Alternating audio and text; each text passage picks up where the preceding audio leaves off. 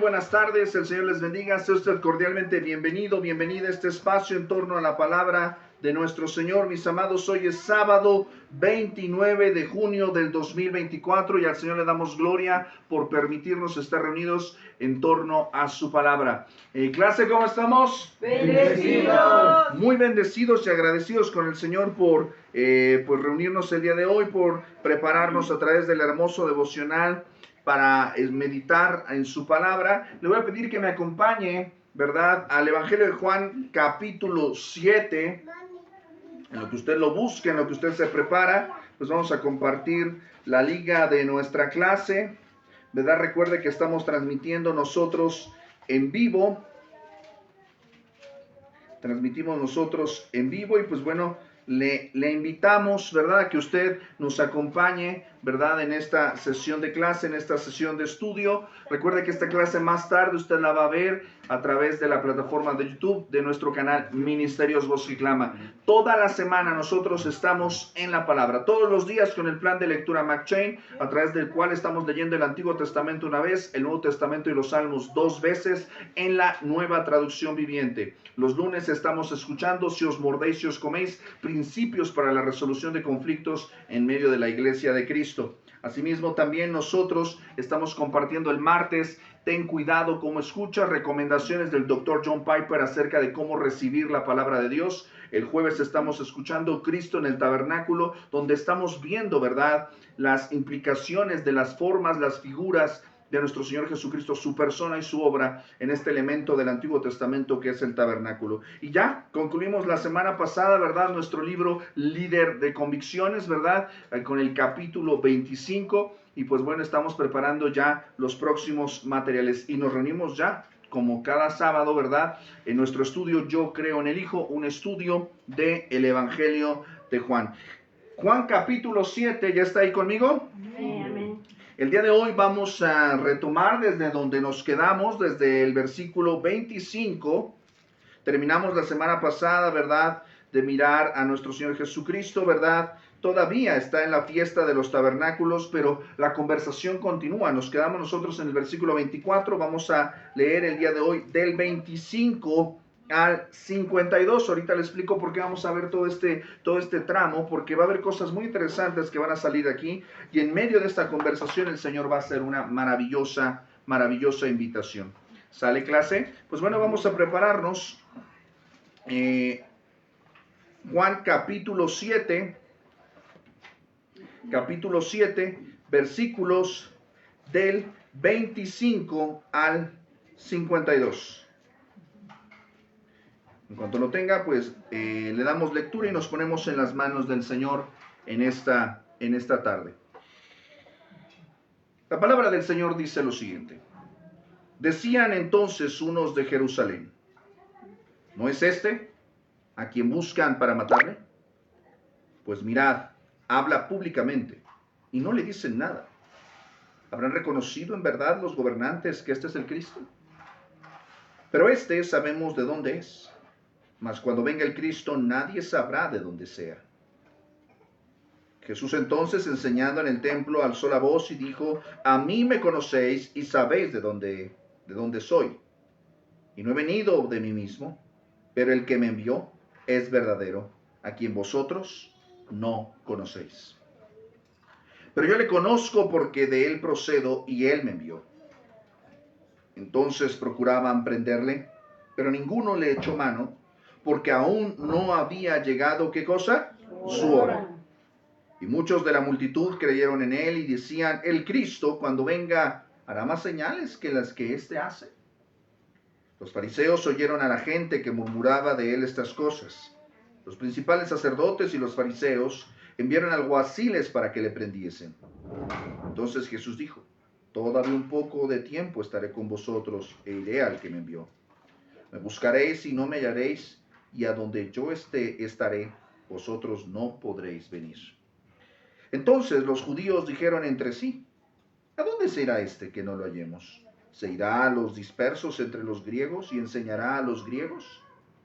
¿Qué significa esto que dijo, me buscaréis y no me hallaréis, y a donde yo estaré, vosotros no podéis venir? En el último y gran día de la fiesta, Jesús se puso en pie y alzó la voz diciendo: si alguno tiene sed, venga a mí y beba. El que cree en mí, como dice la Escritura, de su interior correrán ríos de agua viva. Esto dijo del Espíritu que habían de recibir los que creyesen en él, pues aún no había venido el Espíritu Santo, porque Jesús no había sido aún glorificado. Entonces algunos de la multitud, oyendo estas palabras, decían: verdaderamente este es profeta. Este es el profeta. Otros decían: este es el Cristo. Pero algunos decían: ¿de Galilea ha de venir el Cristo? ¿No dice la Escritura que del linaje de David y de la aldea de Belén, de donde era David, ha de venir el Cristo? Hubo entonces disensión entre la gente a causa de él. Y algunos de ellos querían prenderle, pero ninguno le echó mano. Los alguaciles vinieron a los principales sacerdotes y a los fariseos, y estos les dijeron: ¿por qué no le habéis traído? Los alguaciles respondieron: jamás hombre alguno ha hablado como este hombre. ¿Usted lo cree? Amén. Entonces los fariseos le respondieron: ¿también vosotros habéis sido engañados? ¿Acaso ha creído en él alguno de los gobernantes o de los fariseos? Mas esta gente que no sabe la ley, maldita es. Les dijo Nicodemo, el que vino a él de noche, el cual era uno de ellos: ¿juzga acaso nuestra ley a un hombre si primero no le oye y sabe lo que ha hecho? Respondieron y le dijeron: ¿eres tú también Galileo? Escudriña y ve que de Galilea nunca se ha levantado profeta. Mis amados, esta es la palabra del Señor. Incline su rostro, vamos a orar. Amado Señor y Padre nuestro, Señor, nos acercamos a ti con temor y temblor. Te pedimos perdón por nuestros pecados, Señor.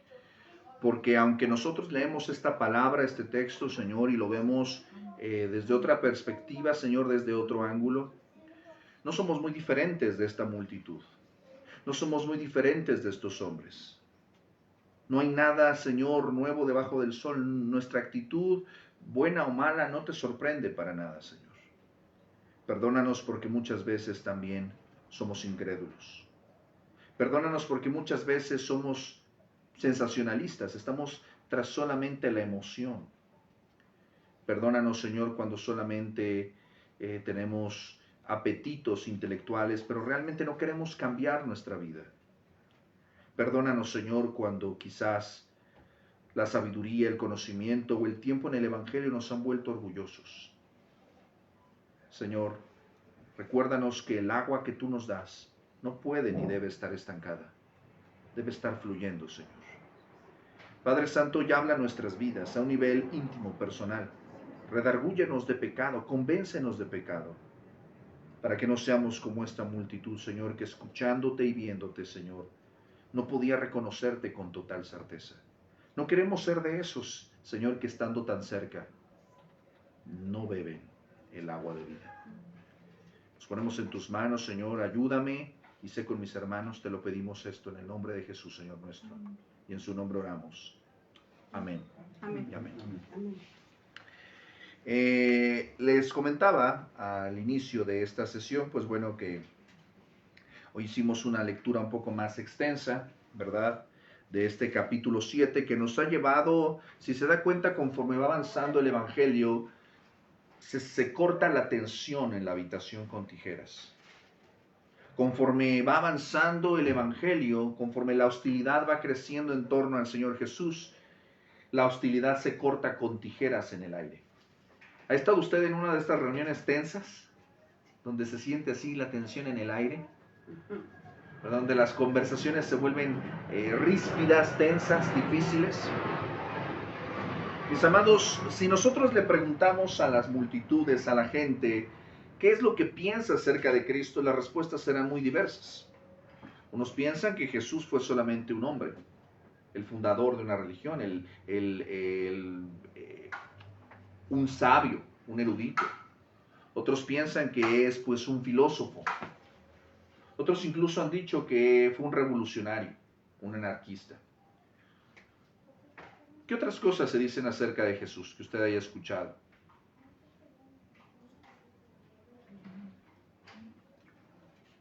No todos.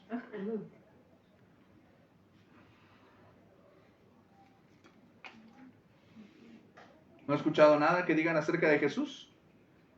Sí, era maestro también. Era un maestro, ¿verdad? Un maestro de sabiduría, pero hasta ahí. ¿Qué más? Profeta, ¿no? Un profeta. Algunas religiones, algunas sectas solamente se quedan en el hecho de decir, bueno, él era un profeta, ¿verdad? ¿Qué más? Y eso no es errado, pero no es del todo, es media verdad. ¿Me explico? No era solamente un profeta. ¿Qué más? Pero le dijo, tú eres el hijo de Dios. Ok. Entonces, dentro de todas esas voces que opinan acerca de quién es Jesús, pues sí hay las personas que dicen que reconocen quién es Él, porque ven las señales, porque pueden creer en ellas. Vamos a llevar nuestro estudio en la medida en la que podamos avanzar. Realmente no vamos a detenernos mucho en cada uno de estos versículos, porque realmente el texto, si usted se da cuenta, si usted leyó con atención conmigo, nuestro texto, nuestro pasaje, el que estamos estudiando el día de hoy, del Evangelio de Juan, ¿qué capítulo?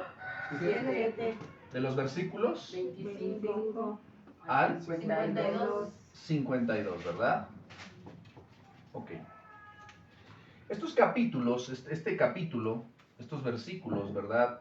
Si usted prestó atención, se encuentran en un contexto. ¿Cuál es el contexto de la escena donde se está dando esta conversación? ¿Qué es lo que está pasando?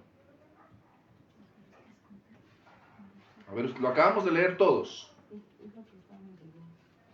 ¿Sí se escucha bien el audio? Ahí me dicen, por favor, ahí en los comentarios.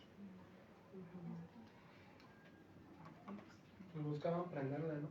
Buscaban arrestarle. Es una cuestión interesante, ¿verdad? Está en un contexto hostil.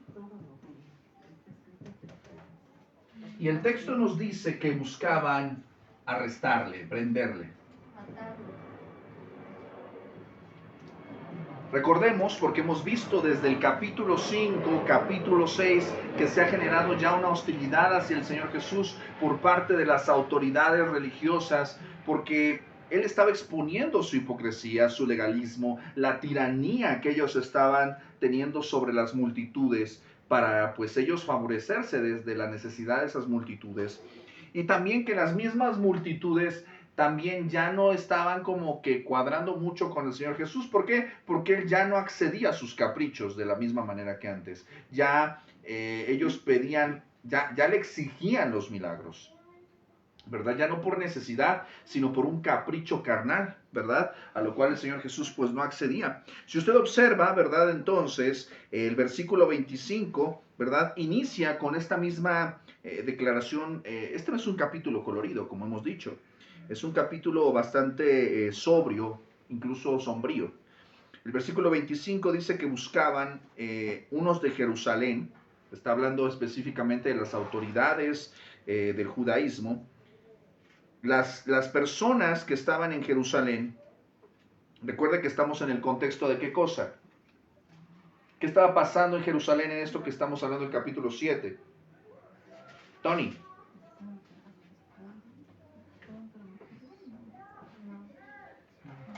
Que hemos estado viendo en las últimas dos sesiones, que La fiesta de los la fiesta de los tabernáculos, muy bien, correcto, ¿verdad? La fiesta de los tabernáculos. Ok, esta fiesta, sin intención de regresarme demasiado, ¿verdad? Era una fiesta, una de las 7 fiestas importantes de todas las 7 fiestas que el Señor había ordenado para su pueblo en Israel, ¿verdad? Y esta fiesta pues se llevaba a cabo a lo largo de 7 días y agregaban un 8º día, ¿verdad? Y en todo este contexto, ¿verdad? Pues el Señor Jesús a la mitad de la fiesta sube, empieza a enseñar, Él tiene esta conversación, esta discrepancia, lo empiezan a cuestionar los judíos, y estando en este contexto, el versículo 25 nos dice que, pues lo reconocen, dice, ¿no es este al que buscan para matarle? De la misma manera, por ejemplo, si usted observa el capítulo 7, versículo 1, dice que no querían dar el Señor en Judea porque los judíos procuraban, ¿qué cosa? matarle, ¿verdad? Vamos a ver que hay un contexto de hostilidad, de animadversión, de violencia que se estaba cerniendo en torno a nuestro Señor Jesucristo en el contexto de la fiesta de los tabernáculos. Importante es esto, cuando usted lea un capítulo, sitúese en el contexto en el que nosotros estamos nosotros hablando. ¿Amén? Amén. Muy bien. Continúa diciendo entonces el versículo 26, ¿verdad? Que las multitudes, las personas que estaban escuchando la conversación que él estaba teniendo con las autoridades religiosas a las cuales había expuesto por su hipocresía, las personas decían, versículo 26, mirad, habla públicamente y no le dicen nada. ¿Habrán reconocido en verdad los gobernantes que este es el Cristo? ¿Usted qué opina? No lo reconocían. Bueno, no lo reconocían públicamente, pero ellos sabían que sí era el Hijo de Dios y sabían que sí era el Cristo, ¿verdad? Sabían que las señales que él hacía, pues las hacía de parte de Dios, pero no querían reconocerlo porque eso detentaba su autoridad humana. Pero lo interesante de todo esto es que el versículo 26 muestra lo atónitas que estaban las personas porque él hablaba de manera pública, él hablaba de manera abierta, él no se dejaba intimidar por las autoridades religiosas, mismas que dice el texto que no le decían nada y la gente se preguntaba, entonces, ¿habrán reconocido? Ellos mismos no podían hablar con libertad, aquí era como medio dictatorial, ¿se da cuenta? Y ellos se preguntan, ¿le darán chance? ¿Le habrán reconocido como el Cristo? No, o sea, sabían quién era él, sabían, pero no creían en él. Entonces, esta es una de las cuestiones que vemos aquí muy, muy tremendas. Esta es una de las cuestiones que vamos a estar mirando a lo largo de este capítulo. Las voces de la multitud. ¿Qué opina? El murmullo de la multitud. El Señor Jesús enseñaba públicamente. Él no fue líder de una secta. Él enseñaba de manera pública, su enseñanza fue pública, todos podían preguntarle, todos podían dirigirse a él con libertad, las autoridades podían preguntarle, las personas del pueblo podían preguntarle, la persona más sencilla podía acercarse y entender su enseñanza. Entonces, el hecho de que no creyeran no era un problema intelectual, recordemos, era un problema espiritual. Versículo 27. Y aquí empezamos a ver una actitud, ¿qué diría usted? De desdén, de desprecio, ¿verdad? En la cual ellos mismos, ¿verdad? Versículo 27, vemos que algunas personas rechazaban la posibilidad de que él fuera el Mesías. Dice el texto, pero este sabemos de dónde es, mas cuando venga el Cristo nadie sabrá de dónde sea. Su argumento que estaban dando, pues estaba basado en una mala información y en una creencia popular, ¿verdad? A pesar de su aseveración, ellos decían que no se sabía de dónde venía el Mesías. ¿Esto es verdad, clase? ¿Por qué sabían? Porque dijeron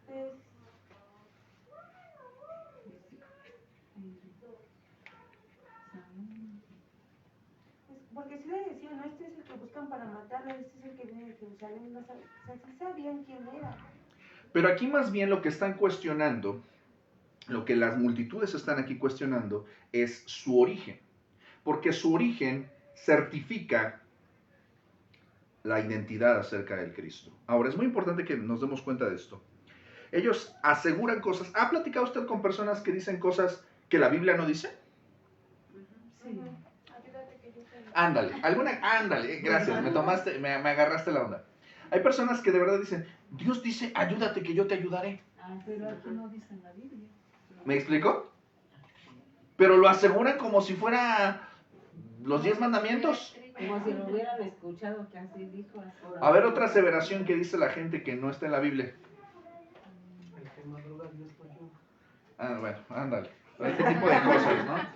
O sea, el punto aquí es que son creencias populares basadas en una mala información. O sea, ciertamente Dios bendice al que es diligente, al que es trabajador, pero no es una obligación de parte de Dios que eso suceda. Tú te puedes parar muy temprano y aún así pues vas a perder el camión, no llegas al bono, la puntualidad, lo que sea, ¿no? Entiende esto, las multitudes escuchan, y esto es algo que el profeta Oseas lo deja también muy claro.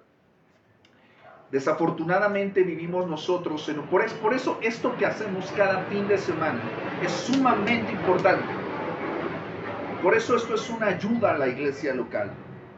No estamos rivalizando con ninguna iglesia local. El objetivo que nosotros buscamos a través de nuestro ministerio es que la gente se esfuerce por leer más la palabra de Dios, que estudie más la palabra de Dios, que se pregunte qué es lo que está diciendo el texto bíblico.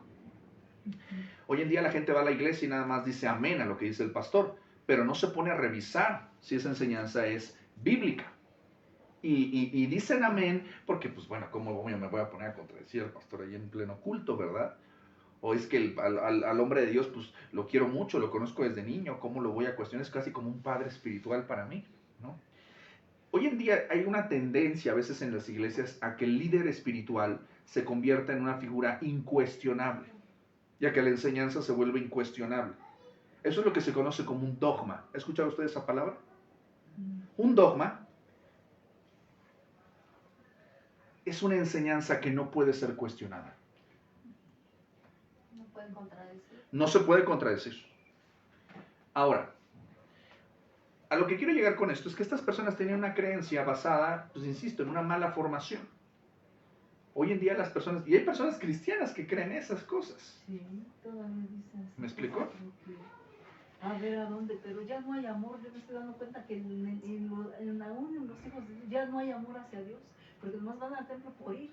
Pero así que de verdad se postren a orar, llorarle al Señor. Mira, levanta esa persona, levanta estos jóvenes, se están perdiendo, levántalos. Y sobre todo, más allá de eso, hermana, lo que pasa es que estamos asegurando cosas que no son bíblicas y practicando cosas que no son bíblicas.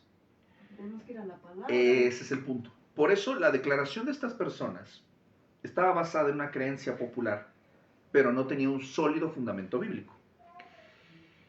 Su aseveración acerca de no sabían o no se sabe de dónde era el Cristo, bueno, ellos creían que él era originario de Nazaret. Esto lo revela, por ejemplo, Mateo 21:11. Acompáñenme al texto.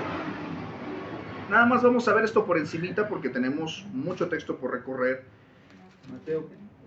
Mateo 21:11. La gente decía, este es Jesús el profeta de Nazaret de Galilea. Ellos creían solamente que Jesús venía de Nazaret. Es por esta razón que las autoridades no creían en él, porque ellos no conocían toda la situación y las circunstancias de su nacimiento. ¿Dónde nació Jesús, clase? Belén. ¿Dónde está Belén? Por Jerusalén. Jerusalén. Bueno, está por ahí, pero no es ahí. Judea, no. Ah, ¿dónde? Judea. Judea, muy bien. Ok, entonces, en Belén de Judea nació el Señor Jesús. Esto es algo que está profetizado por el profeta ¿qué? Miqueas. Miqueas dice que en Belén iba a nacer el Cristo, ¿verdad? Y que iba a ser del linaje de David. Digo, nos llevaría más tiempo del que disponemos fundamentar todo esto. Ojalá haya la oportunidad de hacerlo. Pero eso estaba fundamentado en las Escrituras. Esto es lo que estaba dicho ahí. Los fariseos lo sabían. Herodes les pregunta, ¿dónde ha de nacer el Cristo? En Belén de Judea. Ah, ok, perfecto. Y usted recuerda, ¿verdad? Según el testimonio de Mateo y de Lucas, que nuestro Señor Jesucristo nace en Belén de Judea. ¿Sale? ¿Pero se queda en Belén de Judea? No. ¿Qué pasa? Se va a Egipto. Cuéntame tú el Evangelio, porque yo no lo conozco. Cuéntame tú. ¿Qué pasó? Un ángel en sueños le dijo a José que procuraban que se llevara al niño porque querían matarlo. Se lleva al niño Y porque se lo querían lleva matarlo. a Egipto. Se lo lleva a Egipto. ¿Ok? Esto también estaba profetizado, mis hermanos. Y también de Egipto vendría nuevamente a una edad todavía no determinada, porque el texto no lo menciona, pero esto estaba también escrito en las Escrituras, estaba profetizado, ¿verdad? De Egipto llamé a mi hijo. ¿Ok? ¿Qué más? ¿Y a dónde fue?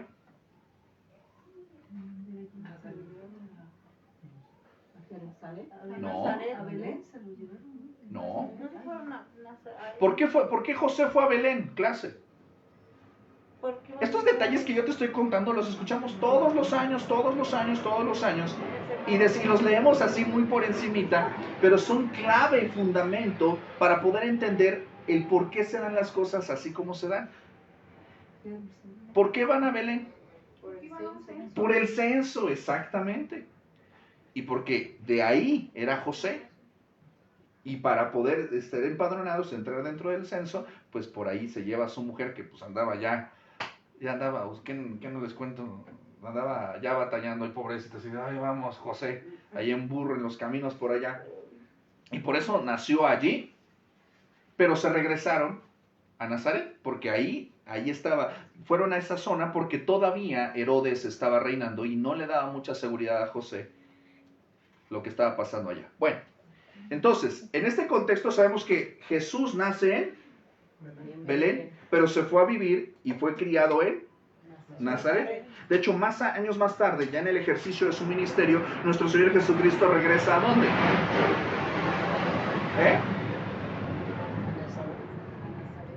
A Nazaret. No regresa a Belén. En Nazaret fue criado y en Nazaret dicen, ¿tú qué? A ti te conocemos desde chiquito. Por eso no creían en él, porque pues, le conocían desde muy pequeño. ¿Qué es lo que te estoy tratando de decir, clase? Ellos no conocían plenamente la realidad de Jesús. ¿Ok? No sabían dónde se había criado, pero no sabían dónde realmente había nacido. La declaración, cuando venga el Cristo, nadie sabrá de dónde sea. Es una mala interpretación. Algunos creen que se están basando en Isaías 53:8, donde el profeta dice, su generación, ¿quién la contará? Que no se podía saber cuál era su origen. Sin embargo, sabemos nosotros que el texto de 53:8 no está hablando de su generación hacia el pasado, sino está hablando de su generación hacia el futuro. ¿Qué es lo que estamos viendo aquí? Pues evidentemente que la gente estaba abrazando una enseñanza que no estaba fielmente fundamentada en las Escrituras. 27. Pero sabemos de dónde es, mas cuando venga el Cristo nadie sabrá de dónde sea, lo cual no es del todo cierto. ¿Hasta aquí vamos bien? Jesús entonces, 28, enseñando en el templo, alzó la voz y dijo, a mí me conocéis y sabéis de dónde soy. Esta declaración también la podemos ver repetida en Juan 8:19, ni a mí me conocéis ni a mi Padre. Esto revela que su comentario era irónico. Sus oponentes lo conocían, sí, pero no conocían al Padre. Difícilmente hubiera dicho él que quienes le consideraban impostor y charlatán de verdad le conocían. De hecho, Jesús estaba afirmando que no le conocían. Y dice el texto, a mí me conocéis y sabéis de dónde soy, no he venido de mí mismo, pero el que me envió es verdadero, a quien vosotros no conocéis. ¿Qué les está diciendo? Que ellos no conocen al Padre, no conocen al que le envió. ¿Hasta aquí vamos bien? Muy bien, seguimos.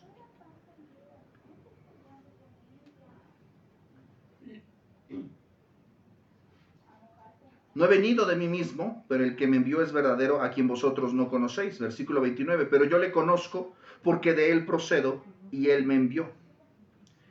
Esta es una de las declaraciones que más chocante hacía al Señor Jesús. Porque si de por sí ya lo tenían a él en la tablita por el hecho de desafiar el día de reposo, la razón por la que le querían matar es porque él se igualaba a Dios. Decía que él era igual con Dios y que Dios era su Padre. Entonces ve la reacción. Versículo 30. Entonces, ¿qué cosa? Procuraban prenderle. Vamos a ver esta actitud constantemente. Sin embargo, fíjate lo que está pasando aquí. Pero ninguno, ¿quién es? Ninguno le echó mano. Ninguno le puso una mano encima. ¿Por qué razón? No había llegado su hora. Esto ya lo he mencionado en sesiones anteriores. Esto es algo muy repetitivo en el Evangelio de Juan, que nos habla de que había una soberanía de parte de Dios en los tiempos de Jesús. ¿Lo pudieron haber matado en algún otro momento?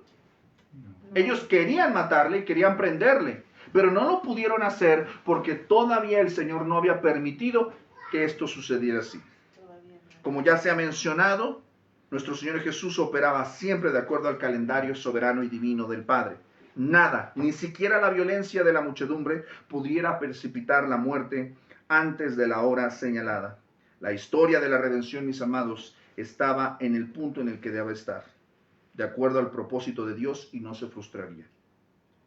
El propósito soberano de Dios en la vida de Cristo era su muerte en la cruz para nuestra salvación. Repetidamente, ¿verdad? Podemos ver este ejemplo de, por ejemplo, dice Juan 8:20, que aún no había llegado su hora. O sea, ¿me acompaña el texto para verlo rápidamente? Juan 8:20. Estas palabras habló Jesús en el lugar de las ofrendas, enseñando en el templo, y nadie le prendió. ¿Por qué? Porque aún no había llegado su hora, ¿verdad? Más adelante podemos ver, por ejemplo, en Juan 12:23, dice el texto, Jesús le respondió diciendo, ha llegado la hora para que el Hijo del Hombre sea glorificado. ¿Te das cuenta que este concepto está constantemente presente en el Evangelio de Juan, hablando acerca del tiempo exacto en el que no le iban a matar y el tiempo exacto en el que ya estaba a punto de ser sacrificado? ¿Ok? Continuamos viendo el texto y vamos a ver que no le pudieron tomar, no le pudieron echar mano. Y dice el versículo 31, aquí vemos una reacción completamente paradójica. El Señor Jesucristo ha dicho que Él viene del Padre, que de Él procede, que Él es el Hijo de Dios. Y la reacción en el versículo 30, ¿qué fue? Hostil. Querían matarle, querían prenderle. Pero el versículo 31 nos muestra una actitud completamente diferente. Dice que muchos de la multitud, ¿qué pasó? Creyeron en Él y decían, el Cristo, cuando venga, hará más señales que las que éste hace. Esta pregunta pudiera parecer algo confusa, porque entonces decían, pues, ¿realmente creen o no creen? ¿Verdad? No sé, usted cuando lo lee como que dices, pues entonces sí creen o no creen. Conocían las profecías del Antiguo Testamento donde se decía que el Mesías realizaría milagros. Y no podían imaginar que el Cristo, el Mesías, hiciera más señales que las que Jesús hacía. O sea, es más bien, es una expresión, nosotros la leemos como de incredulidad, pero es una expresión de asombro. Lo que están diciendo es, ¿el Mesías va a hacer más señales que las que hace nuestro Señor Jesucristo? Mayor señales hace. O sea, hace muchísimas señales. Era increíble la cantidad. Incluso el apóstol Juan, en el Evangelio, dice que si se hubiera escrito todo lo que el Señor hizo, no cabría en todos los libros del mundo. Así era la cantidad de obra que hacía nuestro Señor Jesucristo. Amén. Amén. Versículo 32. Los fariseos oyeron a la gente que murmuraba de él estas cosas. Y los principales sacerdotes y los fariseos enviaron alguaciles para que le prendiesen. Los fariseos se alarmaron. Las autoridades se alarmaron porque no querían que las personas hablaran de Jesús, y lo que estaban combatiendo era su popularidad, que creyeran en él, pues lo que debían de la meta de ellos era que no hablaran de él. Les molestaba la popularidad de nuestro Señor Jesucristo y unieron fuerzas. Esto es algo que me parece muy, muy interesante cuando estudiamos los evangelios, los 4 evangelios. Nos damos cuenta de que había grupos políticos religiosos en los días de Cristo. Usted ha escuchado de los fariseos, de los saduceos, de los herodianos, de los romanos. Había muchas fuerzas políticas y religiosas que estaban gestándose, que estaban moviéndose en estos territorios en los días de nuestro Señor Jesucristo. Y ellos tenían luchas entre sí. Por ejemplo, los fariseos decían, ellos creían en la resurrección, una de las doctrinas que ellos avalaban fundamentalmente hablando. Pero los saduceos no creían en la resurrección. Entonces tenían piques ellos muy fuertes por esos temas. ¿Sale? Y ellos no estaban unidos, estaban completamente divididos. Pero cuando se trataba de ponerse en contra del Señor Jesucristo, ¿qué cree que hacían? Todos unieron. Todos se unían. Se parecen al PRIAN, ¿verdad? O sea, no tienen nada que ver uno con otro, pero cuando se trataba de darle la cabeza a un enemigo común, Se volvían de pronto, eran amiguis. Esto es algo muy interesante porque el Salmo 2, por ejemplo, dice que consultarán unidos contra el ungido. Esto habla de la actitud de la humanidad, mis amados. Acompáñenme al texto porque quiero citárselo de manera precisa. Salmo número 2. Pregunta el salmista: ¿por qué se amotinan las gentes y los pueblos piensan cosas vanas? Se levantarán los reyes de la tierra y príncipes consultarán unidos contra... ¿Consultarán cómo? Unidos. Consultarán unidos contra Jehová y contra su ungido, diciendo: rompamos sus ligaduras, echemos de nosotros sus cuerdas. Es decir, cuando se trata de rebelarse, y esto es muy apropiado para el día de hoy, que hoy pues vemos que hay este mes, secularmente, la mercadotecnia y los grupos minoritarios que ahorita están dándonos lata por todos lados. La Agenda 2030, a través del movimiento LGBT, ha decidido que pues este mes es el mes del orgullo gay, del orgullo de la diversidad sexual y todas estas situaciones. Y usted sabe que hoy Reforma y el Centro pues estuvo ahí todo el relajo, ¿no? Cuando la sociedad, los que estén a favor del aborto, en contra del aborto, las personas que están de acuerdo con la religión, de acuerdo con la política, pero tienen sus puntos contrastantes entre sí, pero cuando se trata de sacar a Jesús de en medio, ¿qué cree? Todos son amigos, todos se unen. Pasa lo mismo en estos días. En los días de Cristo pasaba esto. Cuando la humanidad tiene muchos intereses y cada quien jala para quien, agua para su molino, ¿no? Pero cuando se trata de conspirar contra Cristo y contra su iglesia, ¿qué crees que pasa con el mundo? Todos se unen para buscar atacar al Señor. Y dice que los sacerdotes enviaron alguaciles. ¿Quiénes eran estos alguaciles? Bueno, déjeme explicarle que estos alguaciles de los que está hablando era una fuerza policíaca, si se le puede llamar así, que eran guardias del templo, compuestas por levitas, responsables de mantener el orden en los terrenos congestionados del templo, especialmente en los días de fiesta, cuando se llenaba, ¿verdad?, el templo. El Sanedrín podía ocuparlos en otras partes, en asuntos no relacionados con la política romana. Eran como los policías del templo, ¿sale? Eran policías al servicio, pues, de los intereses de los sacerdotes, eran levitas, ¿sale? Ahora, esto es interesante porque, pues, escuchaban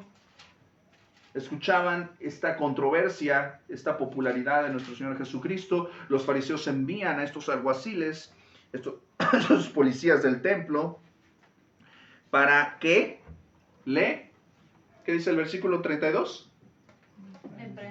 Para que le arrestasen, para que le prendiesen. O sea, ves una y otra vez que hay un afán por arrestarle, por echarle mano. ¿Alguien ve caricaturas? Bueno, algunos se acordarán. ¿Alguien se acuerda de El Coyote y el Correcaminos? Sí. Ándale, el que le encanta comprar el coyote marca Acme, ¿no? Y constantemente, pues, toda la dinámica de la tira cómica, ¿verdad?, gira en torno al perseverante intento del coyote de perseguir al correcaminos, de capturar al correcaminos porque se lo quiere comer, ¿verdad? Y vemos que hace infinidad de cosas. Siempre compra la misma marca Acme, que siempre sale chafa, ¿verdad? Y cuando está ya casi por agarrarlo, ¡zas!, no le funciona. Y ¡zas!, no le funciona, ¿no? Y siempre se le sale el correcaminos entre las garras, ¿no? A mí me da mucha risa ver los intentos de estos hombres que usan todos los recursos que tienen a su disposición para buscar agarrar a Jesús. Y siempre se les va. Siempre se les va. Incluso en otras circunstancias en las que no estaban involucrados los fariseos. Por ejemplo, cuando el Señor Jesús confronta en la sinagoga en Nazaret, que la multitud se ofende por lo que está diciendo y lo quieren despeñar. El Señor Jesús dice el texto que pasa en medio de ellos y nadie lo toca. Por su poder que tiene, pues es Dios. Pero nadie podía tocarlo, ¿por qué? Porque no era el momento. No era su hora. O sea, en muchas ocasiones vamos a ver en los evangelios que literalmente sale de manera, y no estamos hablando de que el Señor estuviera así planeando escapes milagrosos, así escapes de película, ¿no? No, simple y sencillamente Él sale, se va, no lo agarran. ¿No? ¿Por qué? Porque no era el momento. Esto nos habla de la soberanía de Dios acerca de la vida de su Hijo Jesucristo. Y esto creo que también se aplica a nuestras vidas, porque muchas veces nosotros hemos estado en circunstancias en las cuales literalmente, pues el Señor nos ha guardado o nos ha librado. Pero también ha habido circunstancias en las que te ha tocado, ¿verdad? Lo que vemos aquí es este intento de arrestar al Señor Jesús. Versículo 33. Entonces Jesús dijo, todavía un poco de tiempo estaré con vosotros e iré al que me envió. Sigue hablándole a la multitud. El versículo 32 es como un paréntesis entre esta conversación que hemos visto, ¿verdad? En lo que el Señor Jesús está hablando y exponiendo, invitando, ¿verdad? Que crean en Él. Pues los fariseos mandan a estos policías y el versículo 33 retoma la conversación. Todavía un poco de tiempo estaré con vosotros e iré al que me envió. Él está hablando de la inminencia de su muerte. Ya pronto viene su muerte. Prácticamente le estaban, si lo ponemos así en fechas, prácticamente pues él estaba a 6 meses de ir a la cruz del Calvario. Ya no estaré con vosotros e iré al que me envió, es decir, regresará a la diestra del Padre. Amén. Versículo 34. Me buscaréis y no me hallaréis, y a donde yo estaré, vosotros no podéis venir. Él les estaba advirtiendo a los que le escuchaban, que escuchaban con un corazón duro. Quienes rechazan a Cristo nunca llegarán a la presencia de Dios. O sea que se perdieron ellos. Claro, pero les estaba diciendo, yo ya me voy. O sea, el tiempo para que ustedes vengan y crean se está agotando. Ahorita yo estoy con ustedes, pero después ya no voy a estar y me van a buscar y ya no me van a encontrar. Es lo mismo ahorita. Por supuesto, la advertencia sigue siendo la misma. Exactamente. Todavía estamos en un tiempo aceptable. Todavía estamos en un tiempo aceptable para venir a Cristo, para creer en Él, para arrepentirnos de nuestros pecados, para abandonar nuestros pecados, para vivir en obediencia y en santidad, pero la gente no quiere porque todavía piensa que le sobra. Todavía me queda tiempo para venir a Jesús, ya habrá tiempo. Pero ¿cuántos se van a perder, Dios mío, por la desobediencia? Exactamente. Y eso es lo que pasa, la incredulidad y la arrogancia nos lleva a pensar que todavía tengo tiempo. Todavía tengo chance. Y vuelvo al punto, como dice mi hermana, mucha gente se está perdiendo porque cree vanamente, ciegamente, que todavía tiene tiempo. Sí, mi hermana. Lo que pasa aquí es que, por ejemplo, cuando uno les habla a las personas, se quedan pensando, ellos creen que ahorita, como lo que estaba explicando, ellos creen que tienen mucho tiempo todavía para... Ahorita no. Para poder, sí. Entonces, ¿qué pasa? La salvación es hoy, no mañana, porque no podemos saber si estamos mañana o al rato. Es hoy la salvación. Exactamente. Pero muchos están entendiendo, porque se acuerda de Oscar, que yo le pedí oración para Oscar, que yo lo llevaba a San Pablo. Sí. Yo me encontré a Angélica, su mamá. ¿Qué pasó con Oscar? Oscar le habían echado 11 años, con no sé cuántos meses, días y horas. Ya ve que oramos, y yo dije, Señor, tú sabes, pues ese niño tú lo ungiste y yo no sé. Y me la encontré la semana pasada, que la he invitado, pero trabaja de noche. Entonces entra a las 7, pues no puede. Le digo, ¿qué pasó con Oscar? ¿Cómo va su asunto? Y me dice, gracias, me dijo que habían orado. Le digo, sí, ahí está mi pastor, pero no está dando. Dice, ya le rebajaron 2 años con no sé cuántos meses y días. De 11 años ya están más por 2 años. Ya. Amén. ¿Y qué cree que está obedeciendo? Ya empezó a entender y a hacer cositas, ya lo... Claro, y eso nos damos cuenta de que hay una misericordia de parte de Dios. Pero la advertencia aquí, la advertencia solemne de Cristo es, no podemos perder el tiempo. Y esto no solamente está hablando de las personas, insisto, las personas que no han creído en el Evangelio. Habla de ellos, pero habla de nosotros también.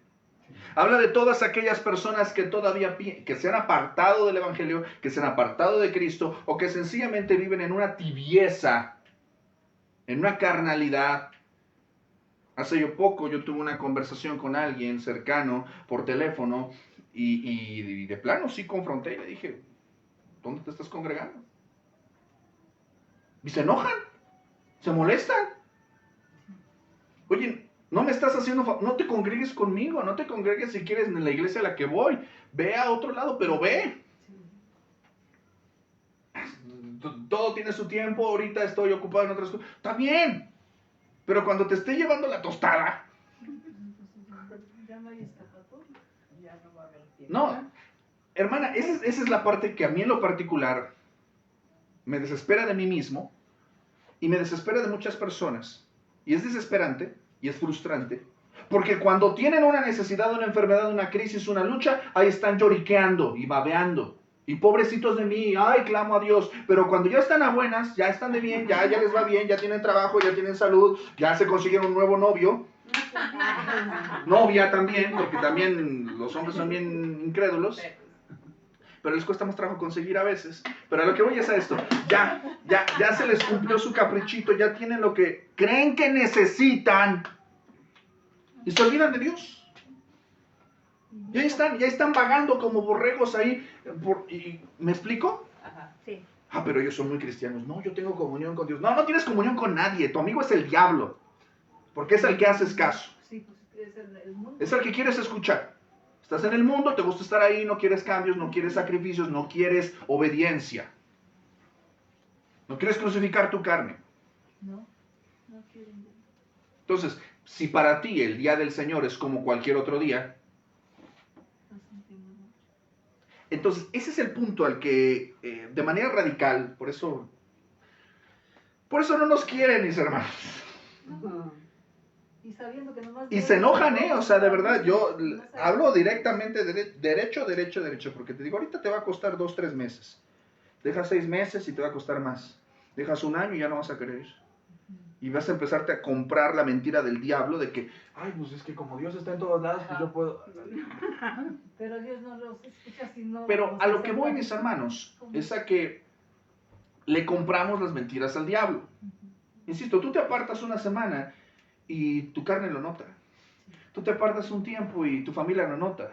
Te apartas más tiempo y la gente con la que trabajas lo nota, empiezas a hablar de manera diferente. Y empiezas a permitirte pecaditos y pecaditos y pecaditos y pecadotes y pecadotes y pecadotes y pecadotes. Y cuando te das cuenta ya estás viviendo igual que los perdidos. Parece que no. A ellos les parece que no, porque como se chutan sus sermones de vez en cuando les remuerde la conciencia en YouTube, pues ya sienten que están bien.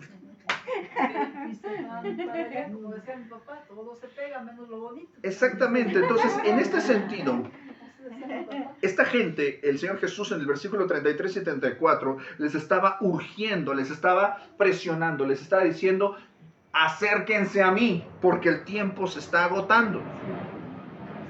Y en lugar de entender las palabras de advertencia de nuestro Señor Jesucristo, ¿qué hicieron ellos? Se burlaron. Versículo 35. Los judíos dijeron entre sí, ¿a dónde se va a ir? Que para que no le hallemos. Ay, se va a esconder, ¿no? ¿Se irá a los dispersos entre los griegos? ¿Se enseñará a los griegos? Estas personas, estos mofadores, estos burladores, pensaban que el Señor Jesús, acuérdense, cuando están hablando de los dispersos, acuérdense que no solamente había judíos en esta región de Israel, había judíos dispersos por el mundo, por diversos movimientos geopolíticos, por la cautividad babilónica, por varias situaciones. Habían judíos alrededor del mundo conocido. En Europa, en Asia, en el norte de África, había judaísmo. De hecho, todavía hay mucha presencia del judaísmo por allá. Pero a lo que voy es a lo siguiente. Ellos pensaban, ellos se burlaban y decían, ay, se va a ir para allá, al mundo gentil, ¿no? Qué interesante, ¿no? Porque eso es lo que va a pasar con la iglesia primitiva dentro de unos años.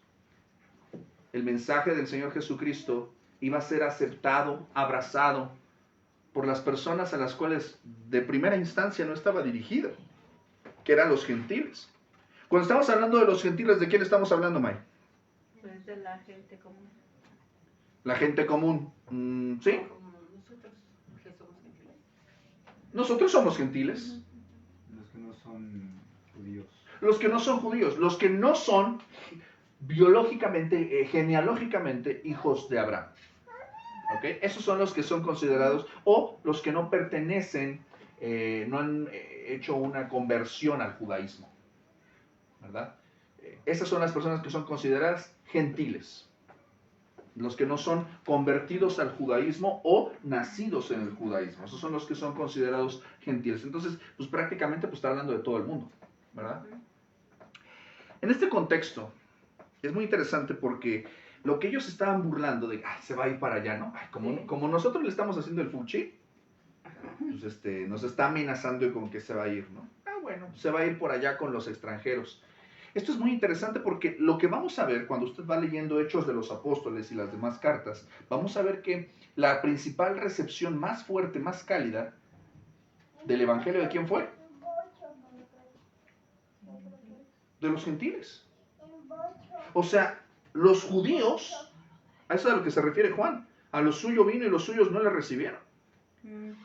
Para ellos eran las promesas, a ellos vino primeramente el Señor Jesucristo, a ellos vino primeramente y ellos no quisieron, le rechazaron. Solamente un pequeño remanente fue el que creyó. Vamos a ver, por ejemplo, constantemente en el libro de Hechos de los Apóstoles que el apóstol Pedro iba a las sinagogas a predicar el día sábado, a presentarles las evidencias del Antiguo Testamento acerca de Cristo. ¿Y qué hacían los judíos? No creían. Es más, hasta le empezaron a perseguir a Pablo por estar enseñando lo que estaba enseñando. Pero se dio cuenta Pablo de que la recepción más grande que estaba teniendo de su mensaje era de la gente que estaba fuera de la sinagoga, de los gentiles, de los paganos, de los que eran ajenos al pueblo de Israel. Qué curioso, ¿no? Que las personas menos pensadas o menos indicadas para recibir son las que realmente querían el regalo de Cristo. De ahí habrán inventado el dicho de nadie es profeta en su tierra. Pues a eso no está específicamente enfocado en eso, pero se aplica, tiene una aplicación en eso, porque la realidad es que, lo hemos dicho, ¿no? O sea, cuando tú vas con los tuyos, no te creen, pero vas a otro lado y lo reciben con mucho gusto, ¿no? Es muy paradójico lo que pasa en ese sentido. Continuamos y vamos a ver el versículo 36, que continúan mofándose de él, ¿verdad? ¿Qué significa esto de me buscaréis y no me hallaréis, y a donde yo estaré vosotros no podéis venir? Ellos no tenían presente lo que Isaías 55:6 dice. Busquen al Señor mientras puedan encontrarlo. Llámenle en tanto está cercano. Nuestro Señor Jesucristo advirtió a sus adversarios que no demoraran su fe hasta que fuera demasiado tarde. Pablo le escribe a los Corintios, 2 Corintios 6:2, porque dice, en tiempo aceptable te he oído y en día de salvación te he socorrido. He aquí ahora el tiempo aceptable y ahora he aquí el día de salvación. Y el escritor de Hebreos suplica, Hebreos 4:7, si oyeres hoy su voz, no endurezcáis vuestros corazones. Es por esto que el Señor Jesucristo constantemente, si te das cuenta, a pesar de que le están rechazando y rechazando y rechazando, nuestro Señor Jesucristo continúa invitándoles a creer. ¿Ya se aburrió? No. Vamos a avanzar.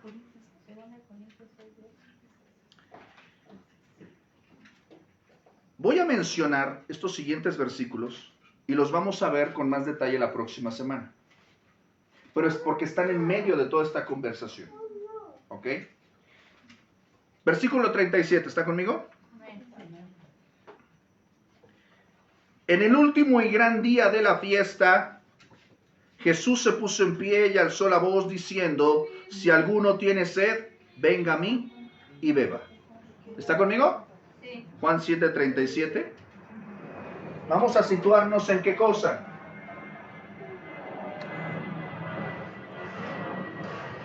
En el contexto. ¿Cuál es el contexto? El último y gran día de la fiesta. ¿Dónde lo hallaréis? ¿No?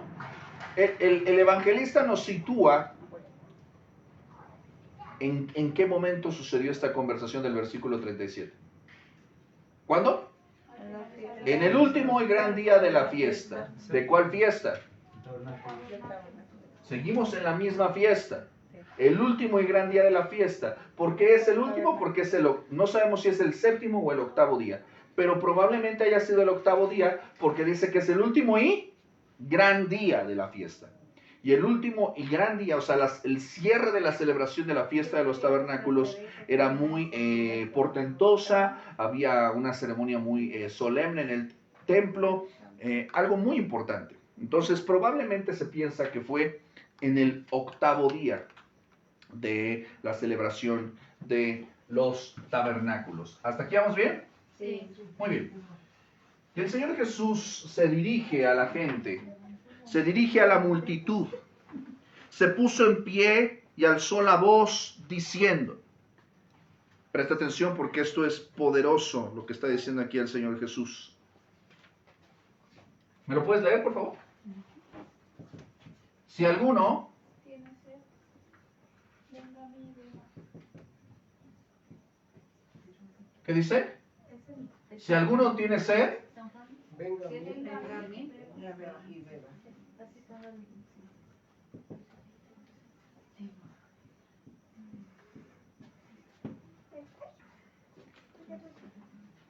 mis amados, el Evangelio, las buenas noticias de salvación en Cristo, eso es el Evangelio.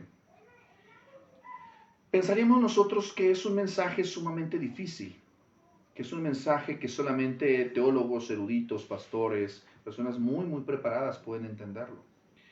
Pero la realidad es que la profundidad del mismo mensaje nos lleva también a entender que es también sumamente sencillo. Tan sencillo como esto que estamos escuchando aquí. El Señor Jesús dice, y está hablando de prácticamente los pasos que tú necesitas, del reconocimiento. Lo primero que tú necesitas es reconocer que tienes que. Esta declaración es interesante porque esta figura de la necesidad de beber. Pues imagínate, el pueblo de Israel pues estaba en un contexto de prácticamente en medio de un desierto, en un contexto seco, cálido, a veces árido, difícil, ¿verdad? ¿Se acuerda usted de los pozos, verdad? Del pozo donde se encontró a la mujer samaritana, ¿verdad? La gente va a los pozos, ¿por qué? Porque necesita ¿qué? Necesita agua, tiene sed, ¿verdad? Hace calor, todos necesitamos beber algo, ¿verdad? Pero aquí está hablando de una responsabilidad personal, si alguna persona, no está hablando de que, bueno, si el que está enfrente de ti tiene sed, pues que venga y beba. No, está hablando de la responsabilidad personal. Cada uno de nosotros debe de reconocer su necesidad. ¿Cuál necesidad? La sed. Pero no está hablando de una sed de un agua corriente, agua normal, sino está hablando realmente de la necesidad que tiene de Dios. Exactamente, la sed que tiene uno de Dios. Y esto es algo que solamente le puede pasar a alguien que reconoce su necesidad, su miseria. Usted puede estar, no sé, caminando 80 cuadras, ¿no? Y seguramente le ha pasado, ¿no? Que ha tenido que caminar muchísimo y le dicen, ¿tienes sed? No, estoy bien. Ya con la boca toda seca y ya ni siquiera tiene sudor que sudar, ¿no? Ya todo así, todo hecho un piltrafa de ser humano. ¿Tienes sed? No, yo aguanto, estoy bien. Oye, necesita. Y se puede deshidratar y se puede ahí desmayar. ¿Por qué? Porque necesita ¿qué? Agua, ¿verdad? Pero el ser humano es tonto, arrogante, vano. Su orgullo no le impide reconocer su necesidad. ¿Por qué? Porque, oye, ¿quieres agua? No, yo no necesito el agua. ¿Verdad? Yo estoy bien. Me encuentro muy bien. Me estoy muriendo. Pero no voy a reconocer que necesito agua. Es el orgullo que nos caracteriza a la condición humana. Pero todo eso se debe de desechar ya siendo cristianos, ¿verdad? Pero la gente prefiere morirse, hermana, de sed a reconocer que necesita agua. Por eso, aquí la invitación es, si alguno tiene sed, ¿qué tiene que hacer? ¿Está hablando de quién? Mira, Dios a Cristo. Claro, venga a mí. No está diciendo, y esto también puede parecer algo, quizás me estoy dando el balazo en el pillo solo, ¿no? Pero yo entiendo Ahora voy a ponerme del otro lado. Yo entiendo a ciertas personas que han dejado de congregarse. Porque ciertamente hay muchas personas que viven un cristianismo sin Cristo. ¿Qué significa vivir el cristianismo sin Cristo? Significa, pues, ir a la iglesia, cargar tu Biblia, cantar los himnos, involucrarte en alguna actividad religiosa, pero no tener vida y seguir pecando de manera oculta, secreta, y comportarte como esta gente de aquí, comportarte de una manera hipócrita, legalista, severa con los pecados ajenos, laxa con los pecados tuyos. ¿Me explico? Que estás viendo la paja en el ojo ajeno, no ves la viga en el tuyo. Insisto, en una iglesia cristiana eso puede pasar y eso pasa. Que la gente está ahí viviendo en drogadicción, en adulterio, en inmoralidad, en robos, en un montón de cosas que ni aún entre los creyentes, ni aún entre los incrédulos, son cosas tolerables. Y así viven muchas personas que se dicen cristianas. Es lo que más hay en el cristianismo. Y por esa parte, y subrayo, en el cristianismo, en el falso cristianismo. Por eso usted puede vivir una religión cristiana sin Cristo. Puede vestir como cristiano, hablar como cristiano, cantar como cristiano, pero no ser cristiano. Mucha gente, insisto, que hoy rehúsa congregarse, también es resultado también de ese desgaste quizás de que no han profesado fe sincera, que necesitan realmente ser evangelizados, no han conocido a Cristo realmente, o por el otro lado han visto actitudes o circunstancias que los han desalentado en la fe, ¿no? Han visto comportamientos que los han desalentado. Por eso creo que la expresión de venir a mí me parece fundamental. El cristianismo no está mal cuando lo llevamos de la manera de Cristo. Si tú vas a la iglesia buscando, insisto, entendiendo que te vas a unir, vas a reunirte con el demás cuerpo de Cristo, que tú lees la Biblia no solamente como un libro para adquirir conocimiento, sino lo lees experimentando la verdad de que es la palabra de Dios, de que es Cristo mismo hablando a tu vida. Cuando tú oras y realmente no solamente lo haces de manera protocolaria, sino lo haces entendiendo que estás hablando con Dios mismo y que Él mismo te escucha y Él mismo responde esas oraciones. ¿Qué es lo que te estoy tratando de entender? Nosotros necesitamos volver a un cristianismo básico, al mismo cristianismo que vivieron los discípulos, los apóstoles, ¿verdad? Hoy en día se nos están pidiendo muchísimas cosas y requisitos para ser cristiano. Y no se necesita eso. Solamente se necesita venir a Cristo. Iba a comentar algo, hermano. Sí, mire, eso va para todos los cristianos, porque lo estoy hablando, ¿no? Lo que pasa es que en una ocasión se le empezó a predicar a un varón y dijo, a mí no me hables del cristianismo de los hermanos, porque ustedes los cristianos son más hipócritas. ¿Por qué? ¿Por qué no? Pues es que yo conozco a cristianos que van y dice, oran, alaban, pero afuera son tremendos. Yo los conozco. Y entonces yo lo único que le dije, no mires al ser humano, porque es humano, ve la perfección de Cristo nada más. Exactamente. Entonces sí cuenta mucho nuestro testimonio. ¿Por qué? Porque es lo que los ojos de aquellos están atentos para vernos qué hacemos y qué no hacemos. Entonces por eso tenemos que tener mucho cuidado nosotros también como cristianos. Pablo reprende, y hago un paréntesis en este comentario acerca de lo que estamos mencionando. Pablo comenta en Romanos capítulo 2 acerca de esta conducta hipócrita, o más bien religiosa. Nos podemos abrigar en la religión y pensar que ya hemos venido a Cristo. No, has venido a la religión, pero no has venido a Cristo. Escucha lo que dice Pablo de una manera contundente, hablando acerca de la que la religión es insuficiente para salvar. Él está hablando de los judíos y la ley. Ahora, para que tú lo puedas contextualizar y personalizar, cambia la palabra judío por cristiano, cambia la palabra ley por el evangelio, para que puedas entender el sentido de lo que estamos hablando. He aquí que tú tienes el sobrenombre de cristiano y te apoyas en la palabra en la Biblia. En la palabra, vamos a decirle en la palabra. Te apoyas en la palabra y te glorías en Dios. Y conoces su voluntad e instruido por la palabra, apruebas lo mejor. ¿Estás leyendo conmigo? Romanos 2:18.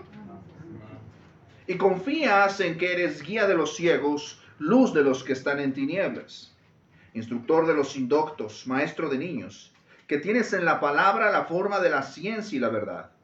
Versículo 21, y comienza a reprender Pablo.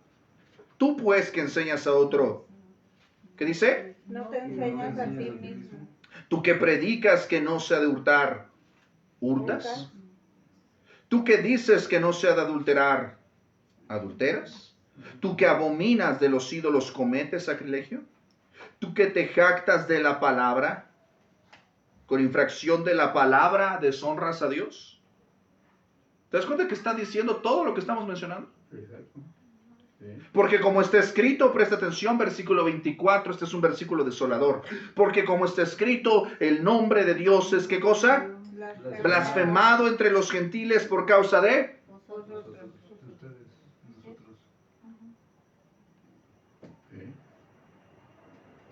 Tener cuidado con todo esto, porque Dios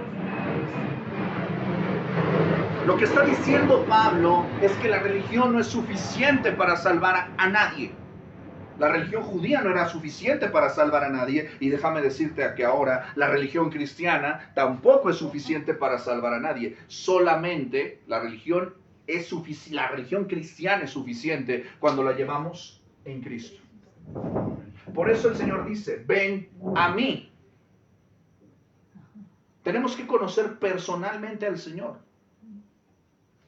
No solamente lo que se dice de Él, sino quién es Él. Hablamos de los atributos. Hay lugares donde les encanta la música y los congresos y los eventos y los hermanos y hoy qué padre. Sí, pero ¿conoces a Cristo? Sí, pero yo voy a la iglesia. No. ¿Conoces a Cristo? Es una cosa muy diferente. Juntarte con los que dicen ser sus cuates a conocerlo a Él. Es una cosa muy diferente. Por eso entonces, si alguno tiene sed, venga a Cristo. ¿Y? Que Cristo sea formado en nosotros.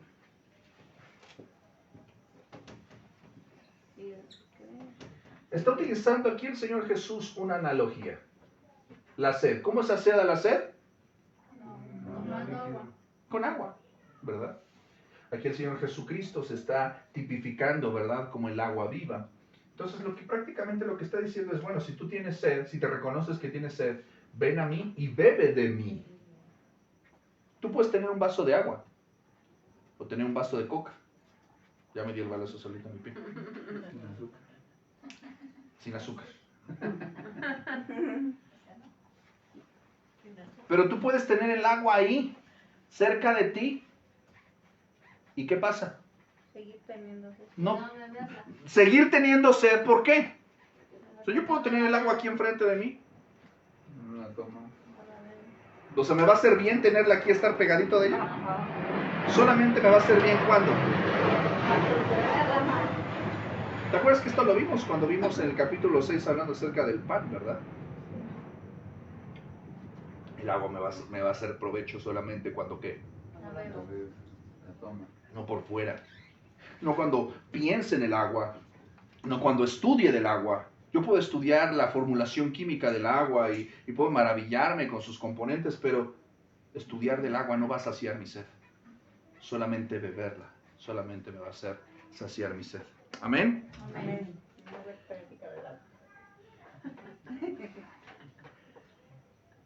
Continúa diciendo el Señor Jesucristo, versículo 38, el que cree en mí, como dice la Escritura, de su interior correrán ríos de agua viva. Mis amados, lo que el Señor nos da no puede estar estancado. ¿Ha usted olido el agua estancada? Apesta. ¿Por qué? Porque no está ¿qué? El movimiento. Según los procesos de la química orgánica, me corregirán algunos que estén más instruidos en el asunto, pues el agua tiene que oxigenarse por medio del movimiento, ¿verdad? Entonces por eso se habla del agua de manantial, ¿no? El agua que está constantemente ¿qué? Moviendo, fluyéndose. Pero ¿qué pasa con el agua que está en un estanque? Se apesta, Se pudre, se apesta. crea bacterias, no es saludable para nosotros. Esto es a lo que se refiere también, lo que estamos hablando aquí. Tú puedes haber bebido en algún momento el agua de vida, haber recibido el agua, pero se estancó. Y el agua que Cristo nos viene a dar a través de su Espíritu Santo tiene que estar fluyendo. Eso significa que si yo quiero tener más agua, pues ¿qué tengo que hacer?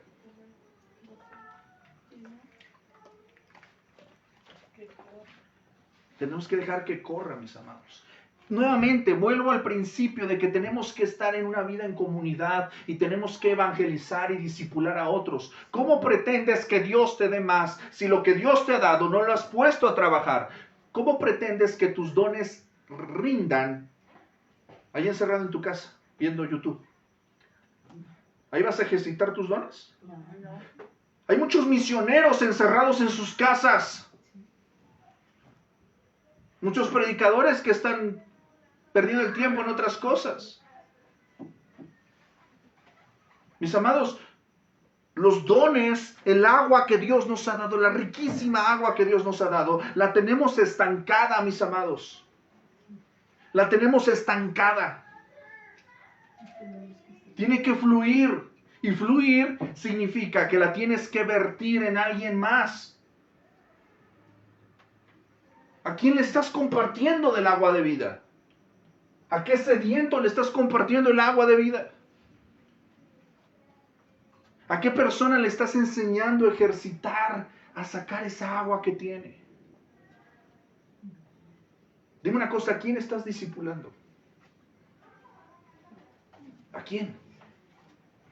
¿A quién estás literalmente teniendo que llevar de la mano para que escuche la palabra de Dios, para que se congregue? ¿A quién? Discipular no nada más es mandar mensajitos, no, discipular es dar seguimiento. ¿Cómo estás? ¿Cómo te va? Conocer su vida, conocer su nombre, verter agua, verter gracia, verter de su espíritu. No es algo pasivo, es algo activo. El agua viva tiene que estar, ¿qué? Moviéndose. Me fascina esta analogía y con esto quiero terminar el día de hoy porque no quiero saturarle. Pero me fascina esta analogía del agua viva. Porque está hablando de lo que el Espíritu Santo va a hacer en nuestras vidas. De lo que el Espíritu Santo hace en nuestras vidas. Amén. Amén. Esto es algo que ya estaba ordenado. Me encanta porque el Señor Jesucristo dice, el que cree en mí, como dice, Él no se estaba inventando algo nada más para entretener o para adornarles algo, sino estaba basándose en algo que ya estaba plenamente revelado en las Escrituras. Fíjese lo que dice, por ejemplo, Proverbios 11:25. Ya me voy a apurar para que no se abrume. Proverbios 11:25 dice el texto, está hablando de este compartir, ¿verdad? Compartir de lo que Dios nos ha dado. El alma generosa será prosperada y el que saciare también será saciado. Ezequiel 47.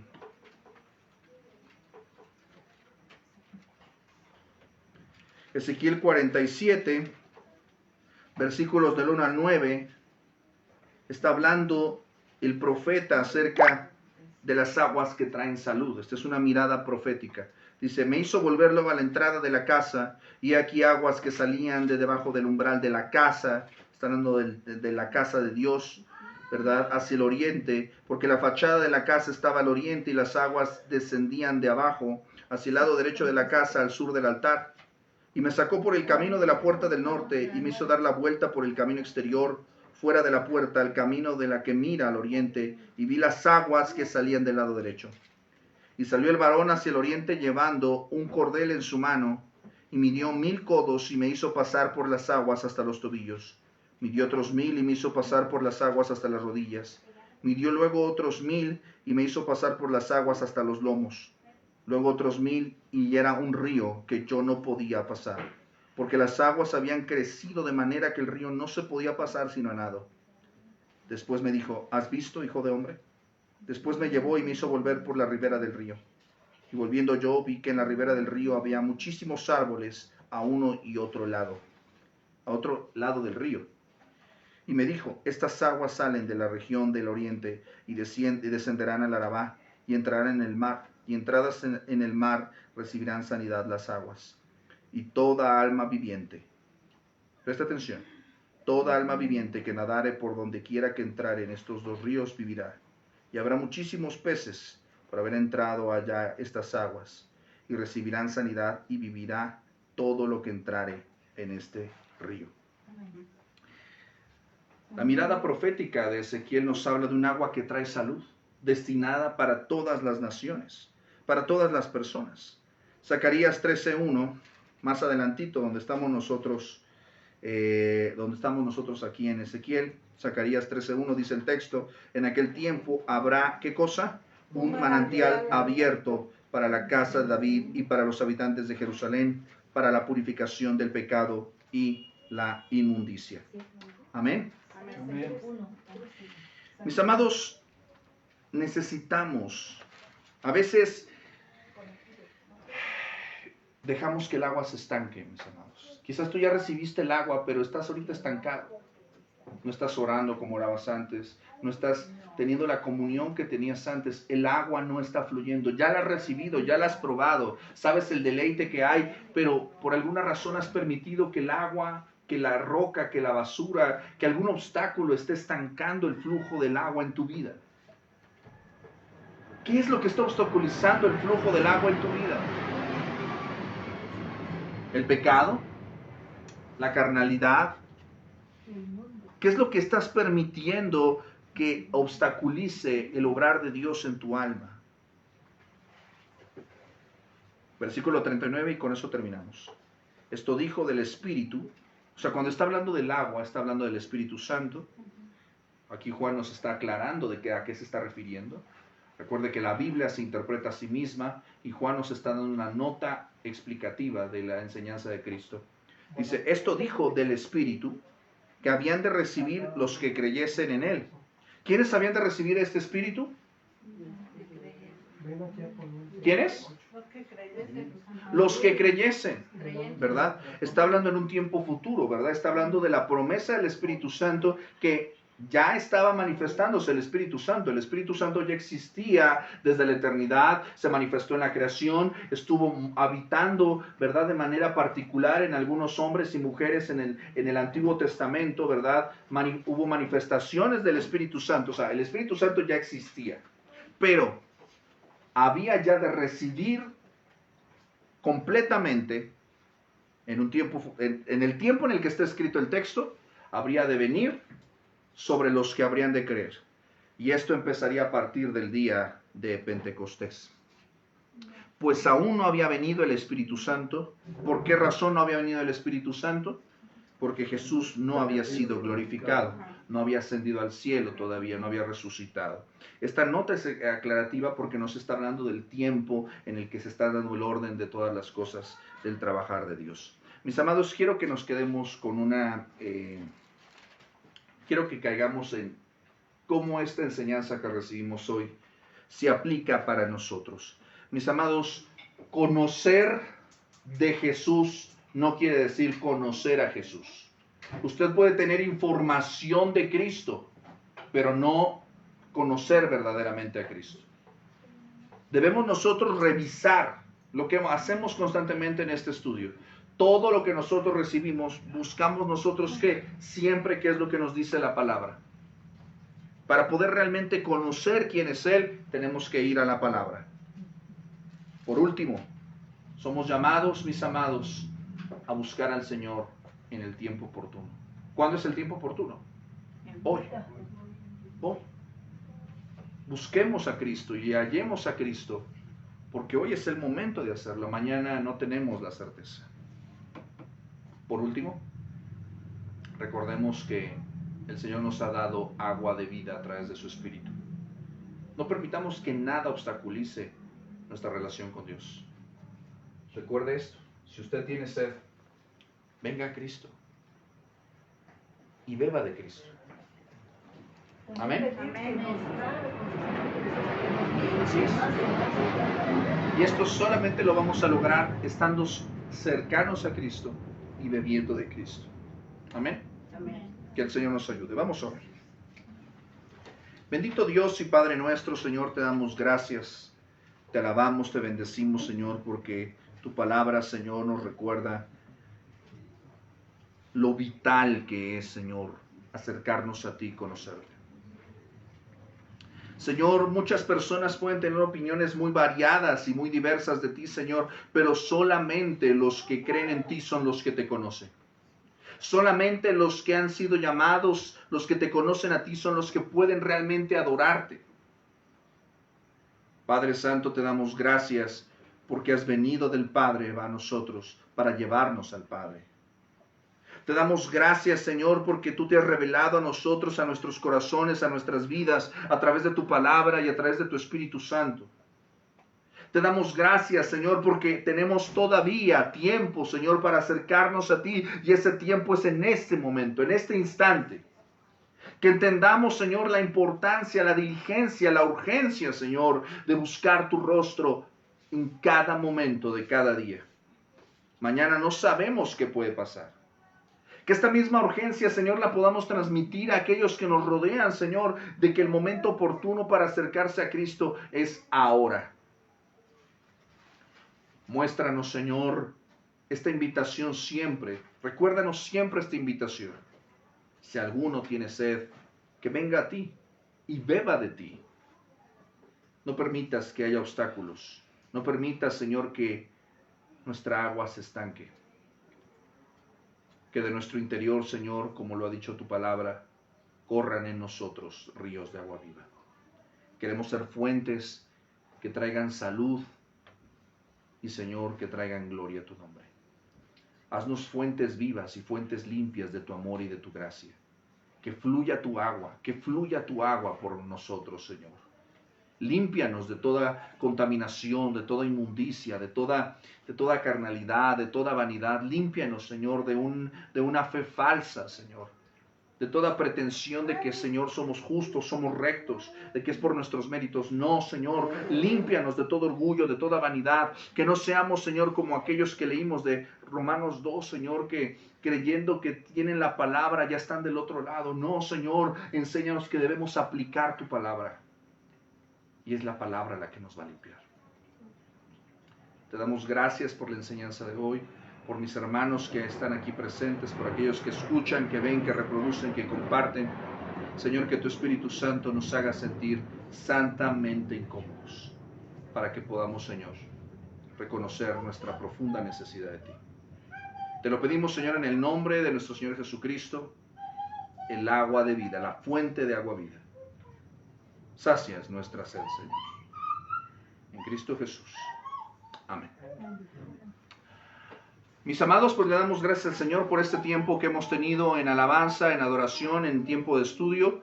Le damos gracias a Dios por su palabra. Continuamos en el capítulo 7. Vamos a terminar la próxima semana, si el Señor lo permite, este capítulo 7. Recuerde que la próxima semana nosotros nos reunimos nuevamente. ¿A qué hora, clase? A las 6. A las 6 de la tarde tenemos un tiempo de estudio y un tiempo de culto maravilloso. Y le animamos a que se congregue con nosotros. Recuerde todas las actividades que tenemos. Le esperamos con mucho gusto.